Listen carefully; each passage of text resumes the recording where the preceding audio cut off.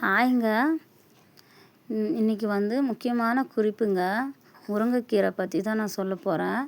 இந்த முருங்கைக்கீரை ரொம்ப ரொம்ப நல்லதுங்க உடம்புக்கு. எதுக்காக சொல்கிறேன்னா, நம்ம உடம்புல ரத்த ஓட்டம் கம்மியாக இருந்துச்சுன்னா இந்த முருங்கைக்கீரையை வாரத்தில் 3 நாள் 4 நாள் சாப்பிட்லாங்க. பொரியலோ இல்லை கீரை கடைஞ்சியோ இல்லை கொதிக்க வச்ச அந்த தண்ணியோ எப்படின்னா சாப்பிட்லாங்க. அப்போ மொத்தத்தில் நம்ம முருங்கைக்கீரை நம்ம சாப்பிடணும். ரத்தம் அதிகரிக்கும். அதுக்கப்புறம் ப்ரெக்னெண்ட்டாக இருக்கிறவங்க கூட 9 மாதத்தில் இந்த முருங்கைக்கீரை குச்சியை சூப் வச்சு கொடுப்பாங்க. குடிக்கவும் ரொம்ப நல்லதுங்க. அதுக்கப்புறம் நம்ம நார்மலாக இந்த முருங்கைக்கீரை பொரியலோ இல்லை கீரையோ சாப்பிட்டு வந்தாலே நம்மளுக்கு உடம்புல எந்த பிரச்சனையும் இருக்காது. நம்ம நல்லா தான் இருப்போம்.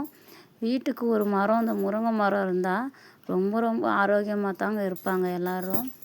முடிஞ்ச அளவுக்கு முருங்கைக்கீரையை வளர்த்து பாருங்கள். இது எவ்வளோ இடத்துல வைக்கிறதில்ல. ஏன் வைக்கிறதில்லன்னா, முருங்கை மரம் மழை வந்தால் சீக்கிரம் அந்த மழை காற்றுல சாஞ்சிடும். வலு இருக்காது. அது மேலே தான் விழுந்துடும் தான் வீட்டுக்கு முன்னாடி வைக்கிறதில்லங்க. மற்றபடி இது ரொம்ப நல்லதுங்க.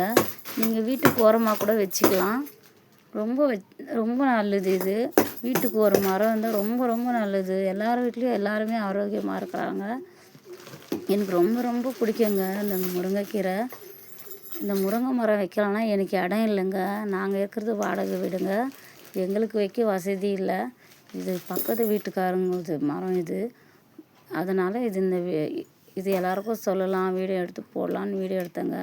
ரொம்ப ரொம்ப நல்லது. எனக்கு தெரிஞ்சு எல்லாருமே இது நல்லது தாங்க சொல்கிறாங்க. நீங்களும் இந்தமாரி மரம் வச்சு வளர்த்து இது சாப்பிட்டு பாருங்கள். ரொம்ப நல்லா இருப்பீங்க. ஓகேங்க, பாய்ங்க.